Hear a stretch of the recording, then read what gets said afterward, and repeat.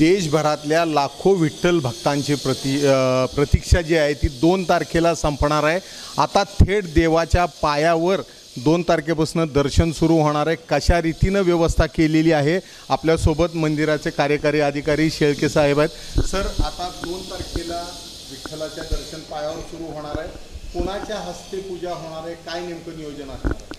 आपणा सर्वांना माहिती आहे की 15 मार्चपासून आपण मंदिरातल्या गाभाऱ्याचं काम सुरू केलं आणि तेव्हापासून सर्व पांडुरंगाचे भक्त भाविक पददर्शनापासून वंचित आहेत।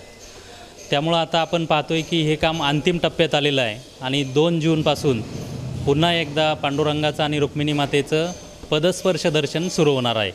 भाविकांमध्ये उत्साह आहे, त्याचप्रमाणे आनंदही आहे। आपण पाहताय की पुरातन रूप या मंदिराला पुन्हा एकदा प्राप्त झालेलं आहे।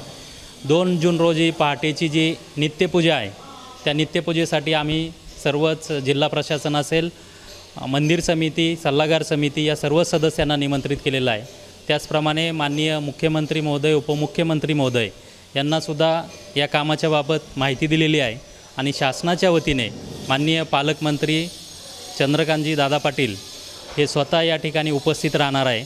2 तारखेची नित्यपूजा ही नियमितप्रमाणे जे आमचे मंदिर समितीचे पुजारी आहे तेच करतील। हे सर्व मंडळी त्या ठिकाणी उपस्थित राहतील। त्या सर्वांच्या उपस्थितीत आणि येणाऱ्या भाविक भक्तांच्या शुभ हस्ते पदस्पर्श दर्शन सुरू करून आपण त्या दिवसापासून सर्वांना पदस्पर्श दर्शन देणार आहोत। मंदिराचा जो प्रामुख्याने आपण पाहतो की गाभाऱ्याचं काम तर आता 2 जूनपर्यंतच पूर्ण होतं आहे।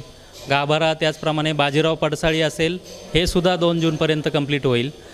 30 जूनपर्यंत आपलं जे मुख्य सभामंडप आहे त्याचंसुद्धा काम अंतिम टप्प्यात आले, ते 30 जूनपर्यंत पूर्ण होईल। म्हणजे 1 जुलैपासून मंदिराचा जो मुख्य भाग आहे 4 खांबी, 16 खांबी, त्यानंतर मुख्य दर्शन मंडप असेल आणि बाजीराव पडसाळी हे मुख्य भाग दर्शनासाठी आणि त्याचं काम पूर्ण होईल।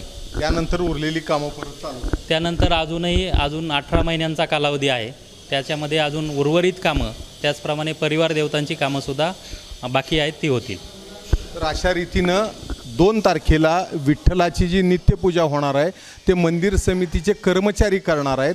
पालकमंत्री असतील, बाकीचे प्रशासन असेल किंवा मंदिर समिती सदस्य असतील, हे फक्त उपस्थित राहणार आहेत।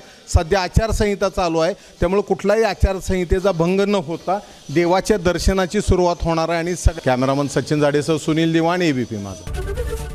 एबीपी माझा, उघडा डोळे बघा नीट।